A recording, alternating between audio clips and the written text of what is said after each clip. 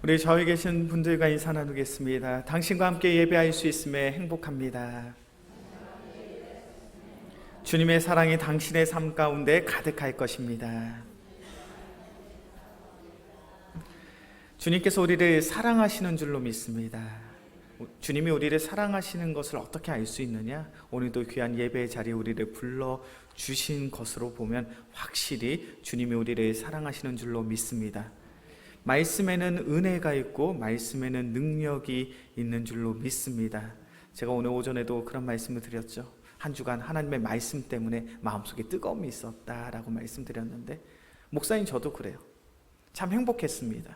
하나님의 말씀 속에 제가 감동을 받을 수 있고, 그 말씀을 통하여 도전을 받을 수 있고, 그 말씀을 통하여 뜨거운 마음으로 설교할 수 있다는 게 전 너무 행복하더라고요. 우리 영광교회 귀한 성도님들도 하나님의 말씀을 통하여 그러한 귀한 감동과 기쁨을 누릴 수 있는 우리 모두가 되어지길 주의 이름으로 간절히 축원합니다. 우리는 계속해서 주일 오예배 시간을 통하여 웨스트민스터 소유리 문답을 살펴보고 있습니다. 특별히 소유리 문답 가운데 10계명의 내용을 살펴보고 있죠. 하나님은 하나님의 나라와 민족의 백성들에게 그들이 마땅히 지켜야 할 계명 규례를 허락해 주셨습니다. 총 10가지의 계명을 주셨고, 그렇게 우리는 그것을 가리켜 10계명이라고 이야기하죠. 10계명 가운데 첫 번째부터 네 번째 계명은 하나님과 우리 인간 사이의 관계에서 마땅히 우리가 예배자로서 지켜야 할 삶의 규범들, 삶의 모습들에 대해서 성경이 증거하고 있습니다. 그리고 5번째부터 10번째의 계명은 우리가 이 땅 가운데 살아가며 인간과 인간이 마땅히 가져야 할 신앙의 모습, 삶의 모습에 대해서 말씀하고 있죠. 특별히 5계명이 무엇인지 혹시 기억하십니까? 10계명의 5계명, 내 부모를 공경하라. 그렇죠? 내 부모를 공경하라는 그 계명은 단순히 부모와 자녀와의 관계 속에서 너의 부모를 사랑하고 너의 부모를 존중하라는 그런 의미를 가지고 있는 것이 아니라, 우리가 속한 공동체, 우리가 속한 조직 사회에서 나이 많으신 어르신이 우리의 삶 속에 실제적인 도움, 필요가 되지 않는다 할지라도 그런 조건의 유무와 상관없이 우리는 어르신들을 공경하고 어르신들을 존경하고 어르신들을 사랑하는 것이 마땅한 성도의 삶이다라는 것을 말씀을 배웠습니다. 6번째 계명은 무엇입니까? 6번째 계명, 살인하지 말라. 이 계명을 들으면 우리 모두는 그렇게 생각하실 수 있죠. 목사님, 저는 지금까지 살면서 누구 한번 칼로 찔러서 죽인 적이 없습니다. 살인한 적이 없습니다. 저는 그래서 그 계명을 다 지켰습니다. 그렇게 생각하시고 그렇게 신앙생활을 하실 분들도 있을 것 같아요. 그런데 제가 지난 시간에 말씀드렸죠. 살인하지 말라는 것은 행위에 대한 규범이 아니더라는 것. 행위에 대한 규범이 아니라 무엇에 대한 규범입니까? 마음에 대한 규범. 마태복음 5장 21절과 22절의 말씀을 보면 살인하지 말라는 그 계명을 예수님께서 분명하게 정의해 주셨어요. 옛사람에게 말한 바 살인치 말라, 누구든지 살인하면 심판을 받게 되리라 하였다는 것을 너희가 들었으나 나는 너희에게 이르노니 형제에게 노하는 자마다 심판을 받게 되고 형제를 대하여 라가라는 자는 공회에 잡혀가게 되고 미련한 놈이라 하는 자는 지옥불에 들어가게 되리라.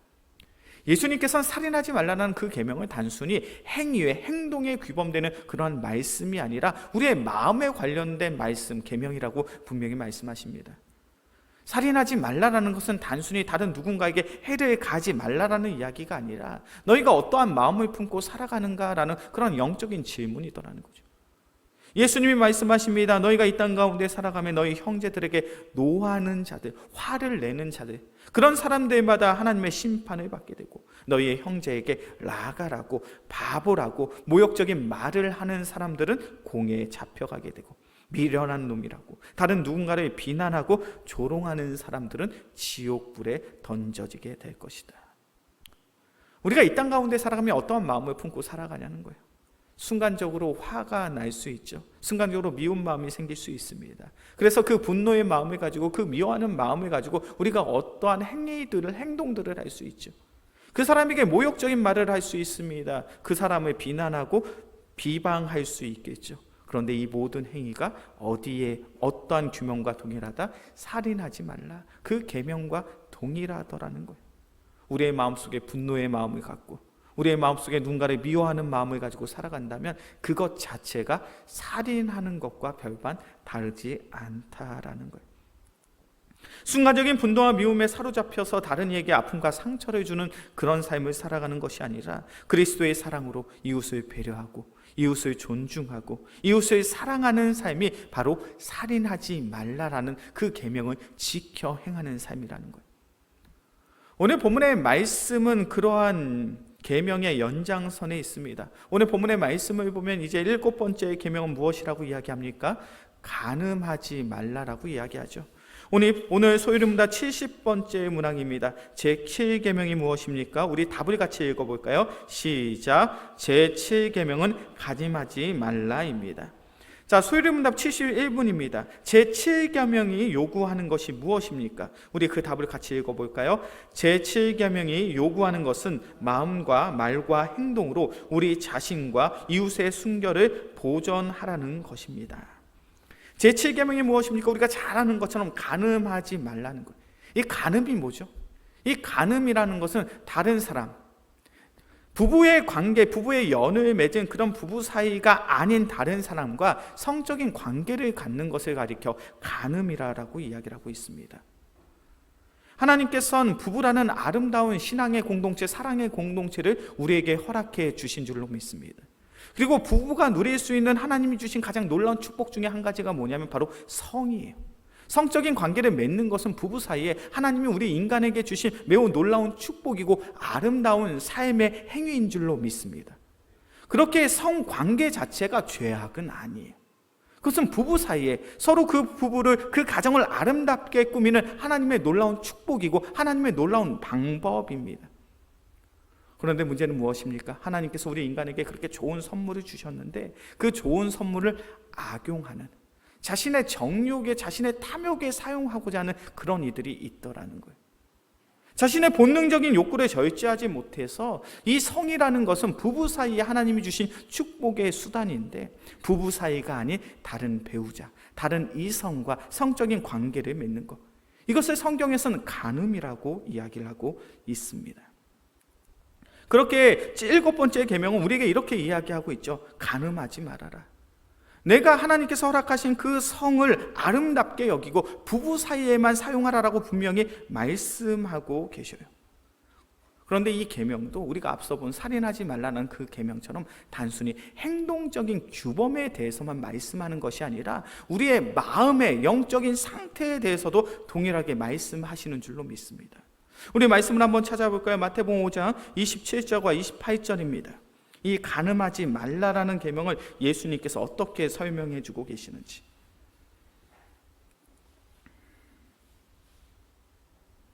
마태복음 5장 27절과 28절의 말씀, 마태복음 5장 27절과 28절의 말씀 함께 봉독합니다. 또 간음하지 말라 하였다는 것을 너희가 들었으나 나는 너희에게 이르노니 음욕을 품고 여자를 보는 자마다 마음에 이미 간음하였느니라. 당시 이스라엘 백성들, 당시 유대인들은 이 간음하지 말라는 계명 또한 하나님께서 우리에게 허락하신 행동적인, 행위적인 규범으로 생각을 했습니다.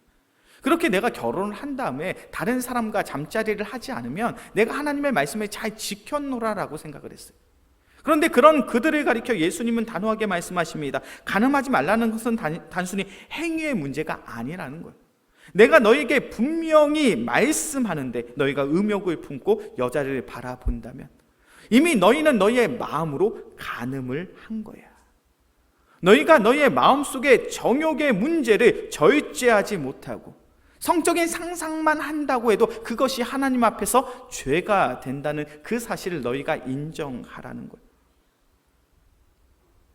살인하지 말라, 간음하지 말라, 이런 하나님의 계명은 단순히 우리의 행위와 행동에 대한 규범만이 아니라 우리의 마음이 어떠한 영적인 상태, 어떠한 마음의 상태를 가지고 살아가고 있는가를 분명히 말씀하고 있어요. 그렇게 오늘 이 간음하지 말라라는 계명이 우리가 이 땅 가운데 살아가며 얼마나 지키기 어려운 계명인지 몰라요. 왜냐하면 우리 인간들은 본성을 가지고 있습니다. 그 본성은 어떠한 본성입니까? 다른 이성의 사람을 바라봤을 때 어떠한 성적인 매력을 느끼게 되면 성적인 마음을 품게 되는 것은 우리 인간이 가지고 있는 본성인 것처럼 보여줘요. 그런데 중요한 것은 그러한 인간의 본성이 우리의 마음을 잠식하여서 우리의 삶 속에 죄악된 모습으로 나타난다면 우리가 살아가는 이 세상은 결단코 하나님 앞에서 거룩할 수 없는 줄로 믿습니다. 하나님은 우리의 마음속에 본성을 허락해 주셨지만 어떠한 성적인 매력을 가지고 있는 이성을 만났을 때 성적인 매력에 호감을 느끼는 그런 본성이 우리의 삶 속에 있지만 그것을 뛰어넘을 수 있는 절제의 마음이, 그것을 뛰어넘을 수 있는 겸손의 마음이, 그것을 뛰어넘을 수 있는 사랑의 마음이 바로 우리의 삶 속에 주님께서 허락하신 선물인 줄로 믿습니다. 그렇게 우리는 이 세상을 살아가며 아무리 성적으로 문란하고 성적인 유혹이 가득하다 할지라도 우리는 그런 성적인 유혹을 이겨낼 수 있는 거예요. 성경의 말씀을 보면 믿음의 선조였던 요셉이 보디발의 아내의 유혹을 받게 됩니다. 그 유혹은 매우 강력한 유혹이었어요. 그리고 요셉이 그 유혹에 반응해서 그 보디발의 아내를 취하게 되었다면 그는 어찌 보면 그 가정에서 막강한 권력을 가질 수도 있는 그런 위치에 서게 될 수도 있었을 겁니다. 세상적인 표현을 하면 좋은 백을 가지게 되는 거죠. 그럼에도 불구하고 요셉이 그러한 성적인 유혹 속에 넘어가지 않을 수 있었던 이유가 어디에 있습니까? 그는 하나님을 사랑하는 자요 하나님의 말씀에 순종하는 자인 줄로 믿습니다. 하나님의 말씀을 사랑하고요 하나님의 살아계심을 확신했던 요셉이기에 아무리 세상의 유혹이 강력하다 할지라도 그 세상의 유혹 속에 나의 마음을 지켜낼 수 있는 그러한 절제가, 그러한 겸손이, 그러한 담대함이 바로 요셉의 인생 속에 있더라는 거예요. 이것이 얼마나 중요한 신앙의 원리인지 몰라요. 우리가 살아가는 이 세상이 성적으로 문란해지고 있는 것처럼 보여집니다. 어떠십니까? 우리 이 자리에 계신 권사님들, 참 이 시대에 이렇게 표현하면 좀 그런데 젊은 것들이 옷을 입고 가는 거 보면 참 민망할 때가 많지 않으십니까? 어떠신가요? 참 단정하게 옷을 입는 것 같으셔요? 민망하게 옷을 입는 것 같으셔요? 참 민망하게 옷을 입는 그런 젊은이들이 적지가 않습니다. 늦은 시간에 밤거리에 나가보면요, 애정행각을 서슴지 않게 하는 그런 젊은 남녀들을 너무나도 쉽게 볼 수 있어요.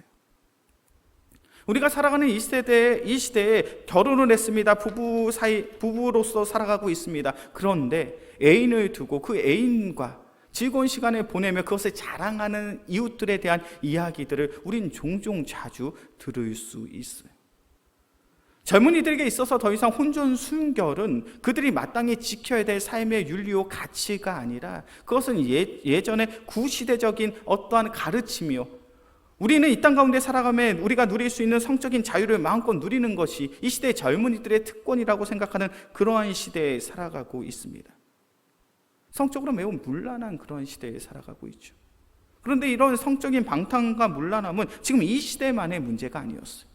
레위기 20장의 말씀을 보면요, 그 당시에 이스라엘 백성들이 얼마나 성적으로 문란한 삶 속에 그들이 노출되어 있는지를 성경이 분명히 이야기합니다. 레위기 20장의 말씀을 보면 간음하는 자는 반드시 돌로 쳐 그를 죽이라고 성경이 규정하고 있습니다. 그러면서 성경에서 이야기하고 있는 간음에 대해서 레위기 20장 매우 구체적으로 설명을 하죠. 10절의 말씀을 보면 남의 아내나 남의 남편과 성적인 관계를 맺는 것을 간음이라 이야기합니다. 11절의 말씀을 보면 그의 아버지나 어머니의 그의 아버지의 어머니와 성적인 관계를 맺는 것을 간음이라고 이야기해요. 당시는 일부 다처의 시대였죠. 그렇게 아버지가 첩을 두는 경우들이 종종 있었습니다. 아버지의 첩과 잠자리를 같이 하는 그런 자녀들이 당시에 있었다는 거예요. 레위기 20장 12절의 말씀을 보면 며느리와 동침하는 것도 간음입니다. 13절의 말씀을 보면 누구든 여성이 여성과 남성이 남성과 동침을 하는 것, 동성애를 하는 것이 분명히 간음이라고 성경은 기록합니다. 15절과 16절의 말씀을 보면 누구든지 동물과 성관계를 맺는 것, 수간하는 행위도 기록되어 있고요. 17절부터 21절까지의 말씀을 보면 그 외에도 모든 가족, 형제, 자매, 그들과 관계를 맺는 그 모든 것이 간음이라고 성경이 규정하고 있습니다. 그런 내용들이 성경에 이렇게 자세하게 기록된 내용이 무엇입니까? 이러한 성적인 문란함 속에 이스라엘 백성들이 노출되어 있고 이러한 삶이 그들의 삶 속에 있더라는 거예요. 이러한 성적인 문란함이, 성적인 방탕함이 그들의 삶 속에 있더라는 거예요. 그들의 마음속에는 정욕의 불꽃들 솟아오르고 있습니다. 그들의 마음속에 있는 그 정욕을 그들 스스로 절제하지 못하더라는 거예요. 이것이 바로 우리 인간이 가지고 있는 죄악된 본성이요, 우리 인간들이 가지고 있는 죄악된 본성의 결과더라는 거예요. 우리 영광교회 귀한 성도님들 어떤 생각이 드십니까? 우리가 살아가는 이 시대가 점점 죄악된 모습으로 변질되고 있죠. 이제는 언제부터인가 동성애를 인정해 달라라는 그러한 이야기들이 너무나 또 강력합니다. 그래서 얼마 전에는 그것을 반대하는 집회가, 그것을 반대하는 예배가 거국적으로 한국 교회에 있었죠.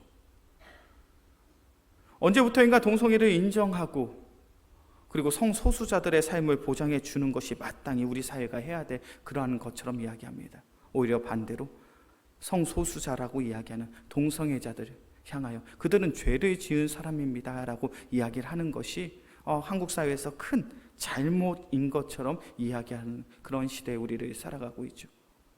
남성이 남성을 사랑하는 것, 여성이 여성을 사랑하는 것, 그리고 그 사랑이 성적인 관계를 맺게 되는 것, 이 모든 것을 성경은 분명히 죄악된 삶이라고 이야기를 하고 있습니다.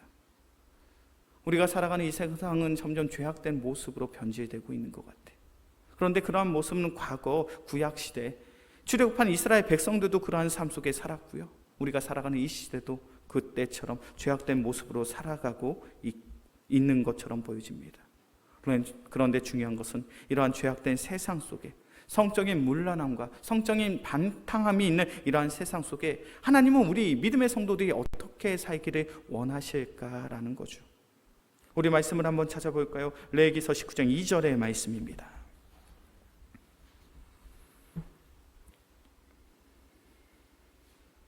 레위기서 19장 2절의 말씀,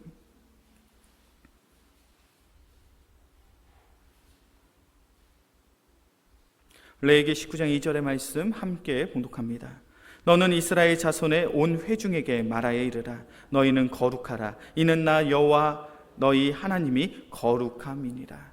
하나님께서 이스라엘 백성에게 무엇이라고 말씀하고 계십니까? 너희는 어떡하라고요? 너희는 거룩하라. 왜 우리가 거룩해야 됩니까? 우리를 구원하신 하나님이 거룩하니 하나님의 자녀, 하나님의 백성인 우리는 마땅히 거룩해야 될 줄로 믿습니다. 거룩한 삶이 무엇입니까? 이 세상을 살아가며 세상의 사람들과는 분명히 다르더라는 거예요. 우리가 거룩하다는 것은 세상의 사람들은 죄악된 것들을 추구하나 우리는 세상의 사람들과는 다르게 정결하며 정숙하며 성결하며 신실한 삶을 살아가는 것이 바로 거룩한 성도의 삶인 줄로 믿습니다. 예수 믿는 자들은요, 성령님께서 우리의 마음을 붙잡아 주사 거룩의 영으로 붙잡으사 우리의 삶이 거룩함으로 변화되어 이 죄악된 세상 속에 거룩함의 삶을 살아가게 될 줄로 믿습니다. 이것이 성경의 가르침이고 이것이 예수 믿는 자들, 하나님을 믿는 자들에게 허락하신 하나님의 은혜와 축복이더라는 거예요. 우리 영광교회 귀한 성도님들, 하나님의 말씀을 사랑하십니까? 하나님의 말씀을 사랑하시고 더욱 기도하며 더욱 기도하고 기도하는 그런 성도의 삶을 살아가고 계십니까? 그렇다면 그 말씀을 통하여, 그 기도를 통하여 성령님께서 우리를 거룩하게 하실 줄로 믿습니다.